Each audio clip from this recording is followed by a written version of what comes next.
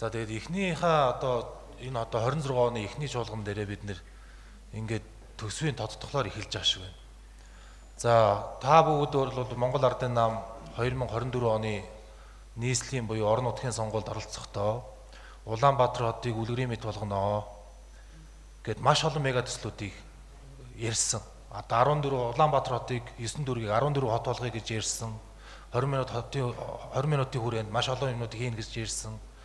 За метроны үе шат ер нь хэр хэмжээнд явж байгаа вэ? Яг одоогоор метроны төсөлд хэр хэмжээний зардал гарсан бэ гэдгийг бас олон нийт мэдэх шаардлагатай байгаа.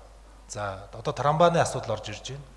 За трамвай дээр бол мэдээж чухал асуудлууд орж ирж байгаа. Дэлхийн нийт дээр шууд одоо Яармаг гэдэг юм уу буян тухаагаас хаавал дүргээс Улаанбаатар хотын хамгийн өндөр төвчлөлттэй хэсэг бол өөрөө Яармаг хот болсон. Тийм учраас Яармаг хот гэдээ ингээ яриад байгаа, нисэх хот гэж яриад байгаа. Энэ зүйл өөрөө яг бодтойгоор хизээ эргэж вэ?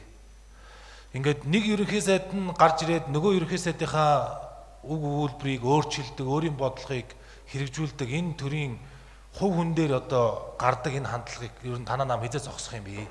Одоо танаа нам бол дотроо 3-4 хуваагдсан байгаа шүү дээ. Их хурал дээр ш тэр нийслэл дээр ш тэр.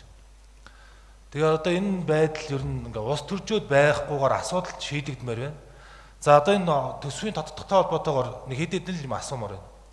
Энэ эрэм дараа гэж төрхүү дарга ярьсан. Манай хаавал дүүрэгт одоо зундаа халуус тасардаг хിവэрээ жилийн 4 удиралдаа зис тэ зэвтэй ус гардаг хിവэрээ энэ асуудлыг шийдэхин тулд маш олон юмнууд ярьдаг.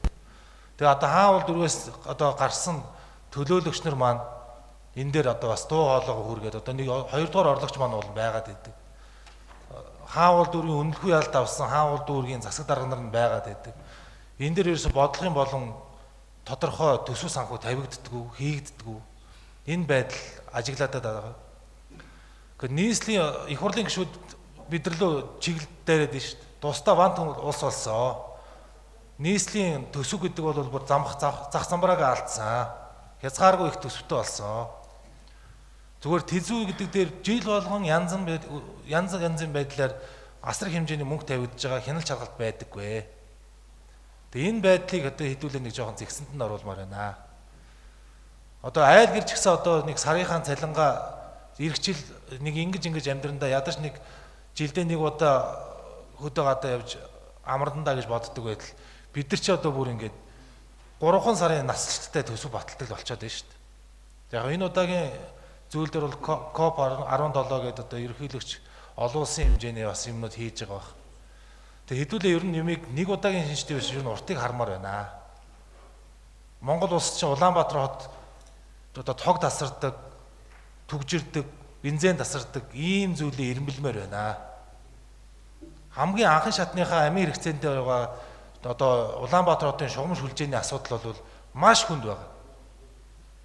Одоо энэ дээр төлөөлөгч нар маань өөрсдөө одоо нэг анхаармаар иргэд маш хүнд хэцүү байдлуудыг цаг үеэр туулж байгаа шүү. Та нар одоо тойрог дээр бас ажиллаа, хорон дээр очоо. Маш олон зовлонгуудыг ярьдаг. Асуудлыг мэдээж эн чинь нөгөө төсөв гэдэг чинь хэмжээ хязгаартай учраас бүх асуудлыг шийдэх боломжгүй. Тийм учраас эрэмлэх шаардлагатай. Ганган хүүхэнд гарах нэмэр гэж одоо яг одоогор бол Улаанбаатарт метро бол хэрэгцээ шаардлага бол байхгүй. Станц хэрэгтэй. Усны асуудлыг маш хурдан шийдмээр байна. Дэд бүтцийн асуудлыг шийдмээр байна. Хотыг тэлж бодлогыг гаргамаар байна. Хаавал дүүрэг одоо 28 32 он гэхэд бол Монгол улсын хамгийн их хүн амтай дүүрэг болох чинь. Тэгээ энэ асуудлыг шийдэхин тулд та бүгд одоо дараагийнхаа төсвийг хилцэхдээ төлөөлөгчнийхээ үгийг шингээмээр байна. Юм эргэн шүү дээ.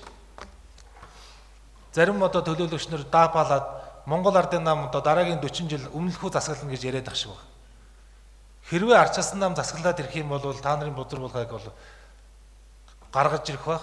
За тэгээд одоо их хурлаар авилгал албан тушаал хууль бусаар хөрөгдсөн хууль орж ирж батлагдах юм бол маш олон нийслэлд ажиллаж байгаа хурган дарга нар ачигдахад бэлэн болно гэдгийг бас хэлмээр байна.